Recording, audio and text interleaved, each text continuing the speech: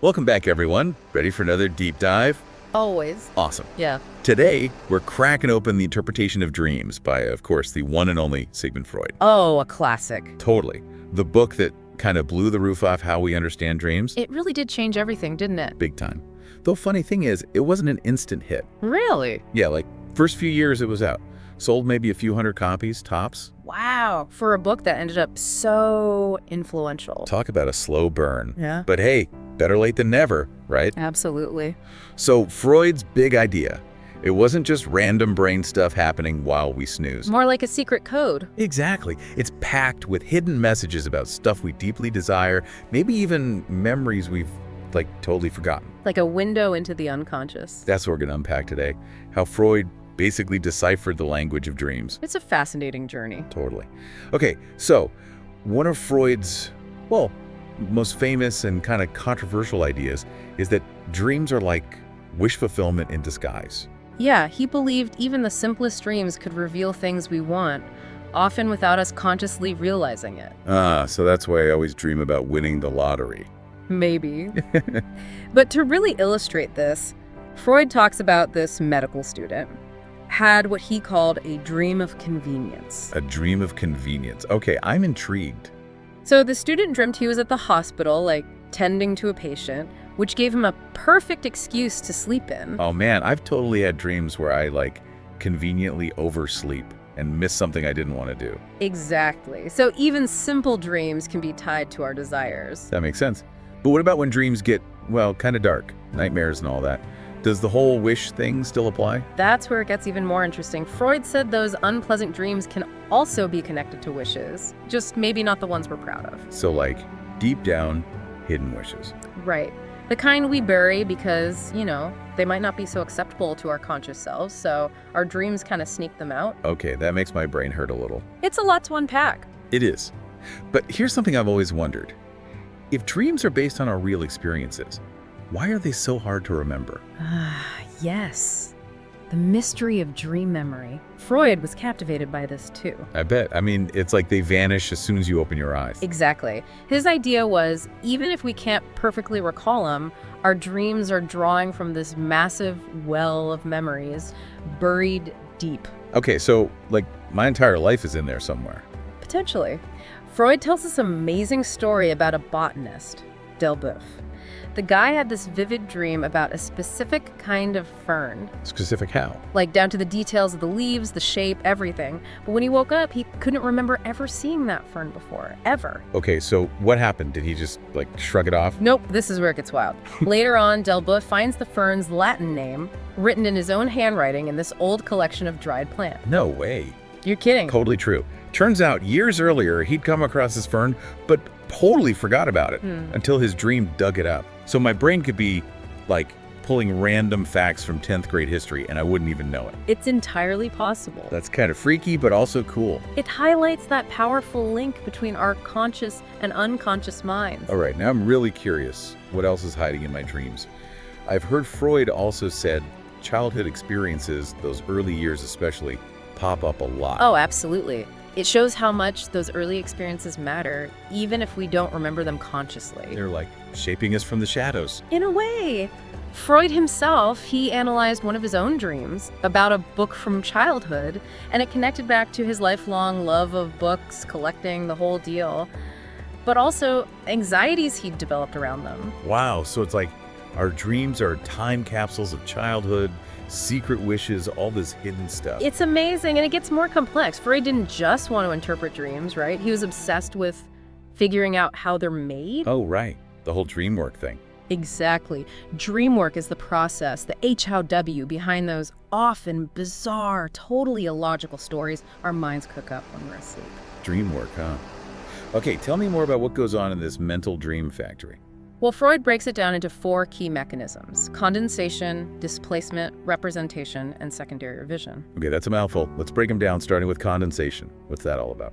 Imagine you're cramming a wint's worth of clothes into a tiny travel bag. Been there, done that. Yeah. Not pretty. That's kind of what condensation is like in dreams. It's how our minds pack tons of ideas, feelings, even multiple memories into a single image or event.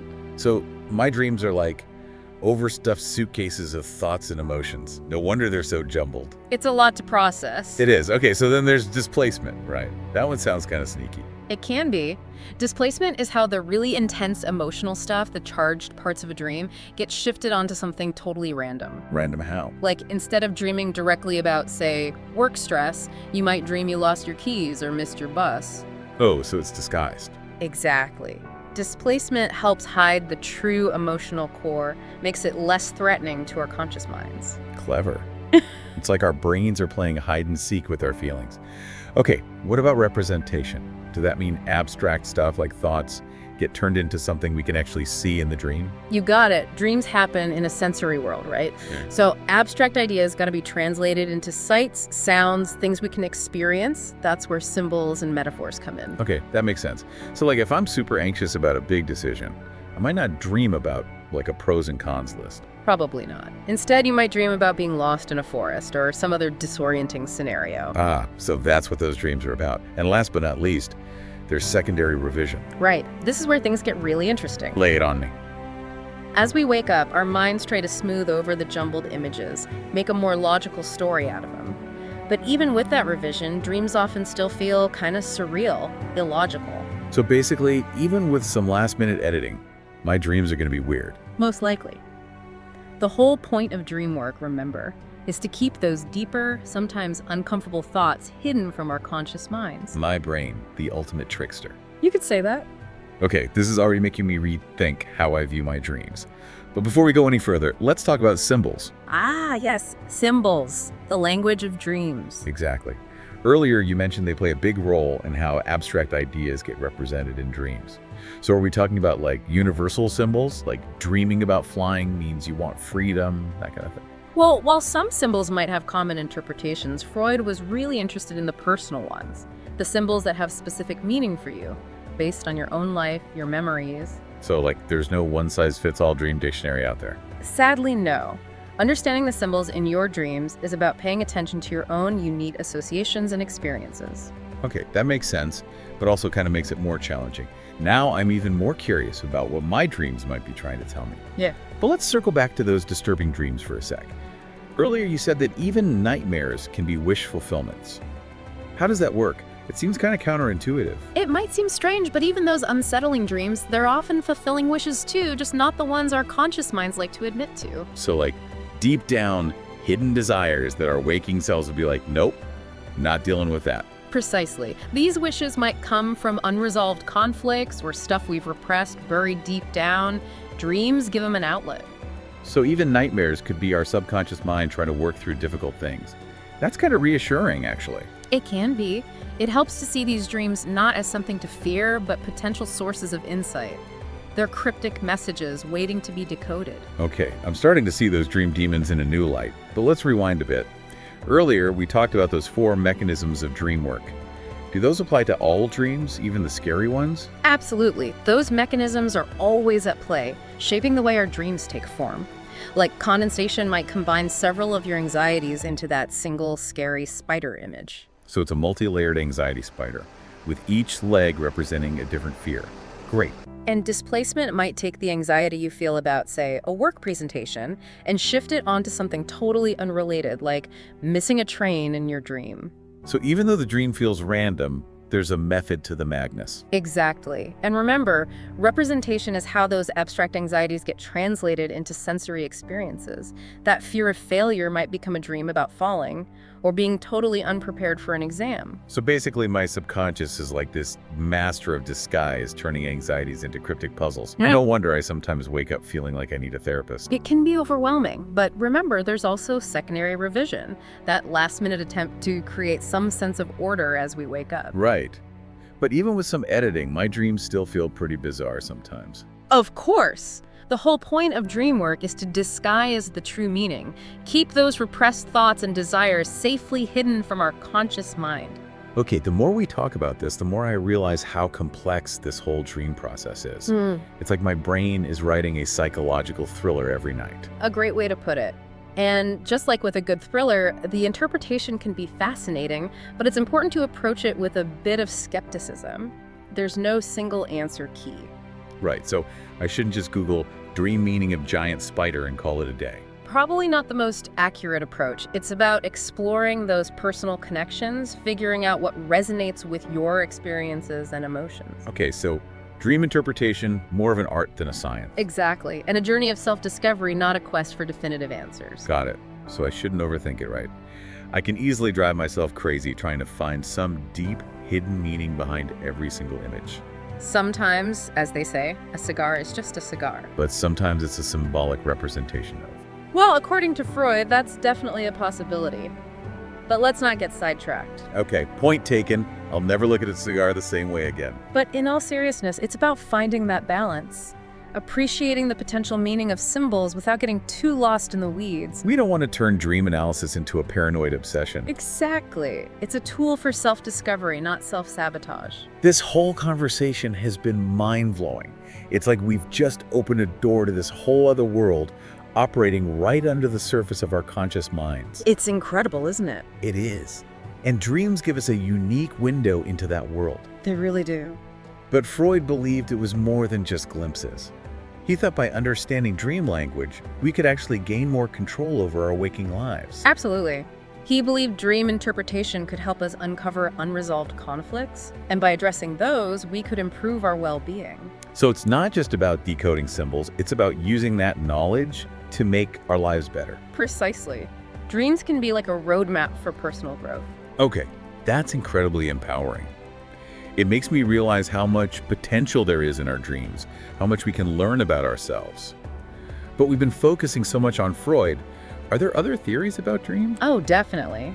While Freud was a pioneer, dream research keeps evolving. There are lots of different perspectives, even cultural interpretations to consider. So, even though we've been deep diving into Freud, it's important to remember this is just one piece of a much bigger puzzle. Exactly, a puzzle that continues to fascinate and challenge us. You know, this whole deep dive, it's left me feeling a sense of wonder. And I definitely want to learn more about this incredible, mysterious world of dreams. And that's the beauty of it. The exploration never really ends. There's always more to discover. Always. It really has a journey, isn't it? Into the depths of our own minds. And speaking of depths, remember those anxiety dreams we touched on? Why would our subconscious want to, scare us like that? Right, haven't we suffered enough during the day? Why has my brain got to cook up a horror movie at night? Well, remember how we were talking about those anxiety dreams, even nightmares? They often trace back to those, repressed desires, things we push down, maybe because they're just not acceptable to our conscious selves. Okay, yeah, I'm with you. So my dream about, being chased by a giant spider, it's not actually about arachnophobia. Could be. But it could also be your brain being all cryptic and symbolic again. So the spider represents what? Could be anything, really. Feeling overwhelmed, a deadline looming at work, a tough relationship. The possibilities are endless. Great, now I'm going to be psychoanalyzing every creepy crawly in my dreams. This is going to be fun. Hey, it doesn't have to be that intense. Yeah. But honestly, paying attention to those feelings of anxiety, even in dreams, can be super insightful. It can help you uncover anxieties you might not even realize you have when you're awake. Okay, I'm starting to see the value in facing those dream demons. But hold on, let's back up a sec. We talked about those 4 mechanisms of dream work. Those apply to all dreams, right? Even this scary one. Absolutely. Those mechanisms, they're always at work, no matter what the dream is about. They shape how our dreams actually take form. Give me an example. Say condensation. That might be what's combining several different anxieties of yours into that one spider image. So it's like a multi-layered anxiety spider, each leg a different fear. Awesome. And then displacement. That might be shifting, let's say, the anxiety you've got about an upcoming presentation at work onto something seemingly totally unrelated, like missing a train in your dream. So even though the dream itself seems random, there's a method to the madness. Exactly. And remember, representation, that's how abstract anxieties, they get translated into actual sensory experiences. So fear of failure, that could turn into a dream about falling or showing up for a test totally unprepared. Okay, so basically my subconscious is a master of disguise, turning anxieties into cryptic puzzles. No wonder I wake up confused half the time. It's a lot to process. And don't forget about that secondary revision process we talked about. When you're waking up, your mind's trying to take those fragmented dream images and weave them into a story that makes sense. Right. But even with that editing, my dreams still feel pretty bizarre. Well, yeah, because the whole point of dream work is to disguise the real meaning. keep those deeper, maybe uncomfortable thoughts hidden from your conscious mind. Okay, seriously. The more we talk about this, the more I realize how complex this whole dream process is. It's fascinating. Totally. It's like my brain is writing a psychological mystery every night. That's a great analogy. And just like a good mystery, the interpretation can be super engaging, but gotta approach it with healthy skepticism. Meaning what? Well, there's no single dream dictionary that's gonna give you all the answers. Dream interpretation, it's subjective, it's personal. So I shouldn't just Google dream meaning of spider and call it a day. Probably not gonna get you the most accurate interpretation. It's about making those personal connections, figuring out what really resonates with your experiences and emotions. So more of an art than a science then. You got it. Dream interpretation is a process of exploration. It's about possibilities, not definitive answers. Right. Gotcha. And maybe not overthinking it, yeah. Because I could easily drive myself crazy trying to find deep meaning behind every single thing I dream about. Sometimes a cigar is just a cigar, But sometimes it's a symbol of... well, according to Freud, could be. But I think we're getting a little sidetracked here. Okay, fair enough. I'll never look at cigars the same way again. But all jokes aside, it really is about finding that balance, recognizing that dream symbols can have meaning, but not getting too lost down the rabbit hole. I don't want to turn dream analysis into a paranoid obsession. Exactly. It should be a tool for self-discovery, not, self-sabotage. This whole conversation has really opened my eyes. It's amazing how much is happening beneath the surface in our minds. It's like there's this whole other world down there. It really is remarkable how much our unconscious minds influence us. But we're not just passive observers, right? Freud believed that by understanding dream language, we could actually take more control of our waking lives. He did. He believed that dream interpretation could help us uncover unresolved conflicts. And by addressing them, we could improve our overall well-being. So it's not just about decoding those weird symbols. It's about using what we learn to actually make our lives better. Exactly. Think of dreams as a roadmap for personal growth. Okay, that's incredibly empowering. It makes me realize just how much potential is hidden in our dreams, how much we can learn about ourselves. But we've been focusing so much on Freud, and I know there are other ideas about dreams out there, right? Oh, absolutely. Freud was definitely a pioneer, but dream research is always evolving. There are tons of different schools of thought, cultural interpretations to explore. So even though we're deep diving into Freud here, it's important to remember, this is just one piece of a much larger puzzle. Exactly. And it's a puzzle that people will continue to be fascinated by and challenged by for years to come. This whole deep dive, it's really given me this sense of wonder. I definitely want to keep learning more about this whole world of dreams. And that's the beauty of it, this exploration, it never really ends. There's always more to discover. Always. But before we get too carried away, I do want to bring up something we mentioned earlier. How Freud's ideas, they were met with a lot of resistance when he first published them.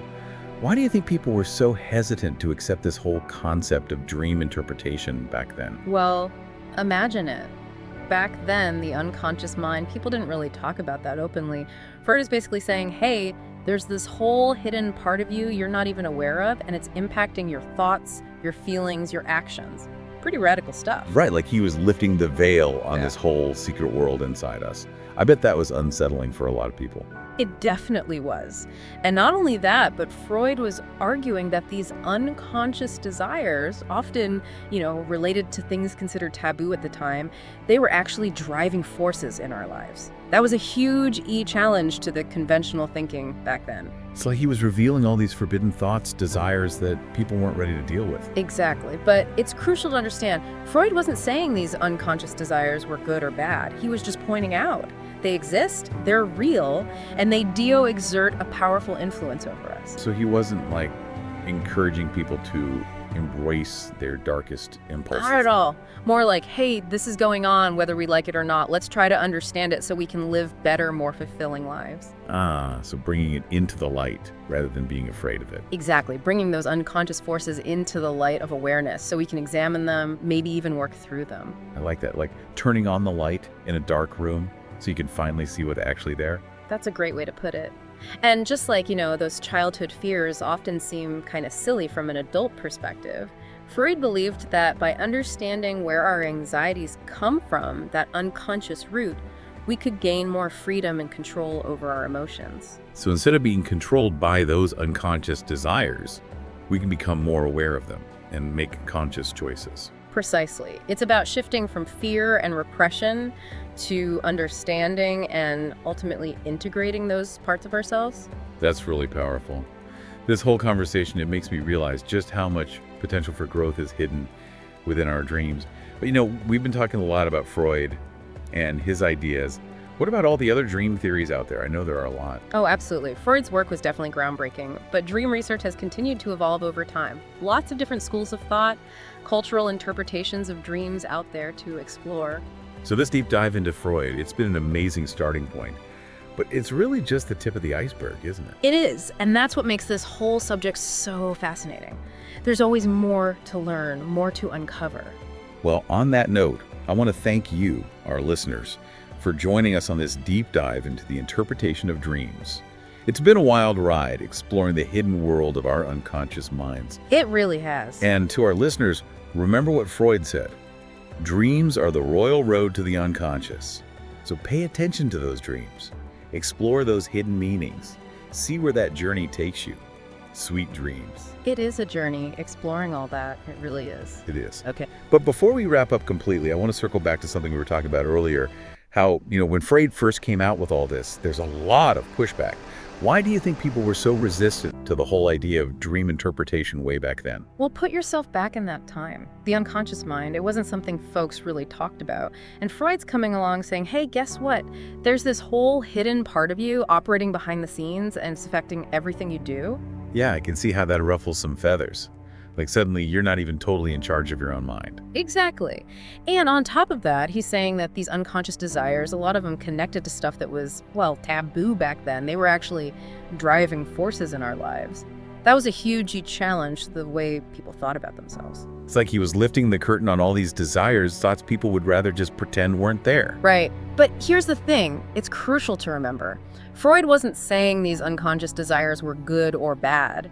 He was just pointing out that they exist and that they have a big influence on us. So not like, hey everyone, embrace your darkest impulses. Not at all. More like, this is part of being human, whether we like it or not. Let's try to understand it so we can live better lives. So shining a light on it instead of being afraid of it. Exactly. Bringing those unconscious forces into the light where we can actually look at them and maybe even work through them. Like, I don't know, turning on the light in a dark room. You can finally see what's there. Perfect analogy. And just like, when you look back on childhood fears, they often seem kind of silly as an adult. Freud believed that's what happens when we understand our anxieties. They lose their power over us. We can break free from them. So instead of being controlled by our unconscious, we can start making more conscious choices. Exactly. Moving from a place of fear and repression to a place of understanding and then hopefully integration. That's awesome. It makes you realize how much potential there is for growth just waiting to be unlocked right there in our dreams. It's an incredible journey. But, we've focused so much on Freud and his ideas. And there are so many other dream theories out there. Yeah, we've only scratched the surface here. There's a whole wide world of dream interpretation beyond just Freud. A whole world. And Freud, influential as he was just one piece of the puzzle. Right, a puzzle that I think people will always be fascinated by and challenged by. For sure, there's always more to discover.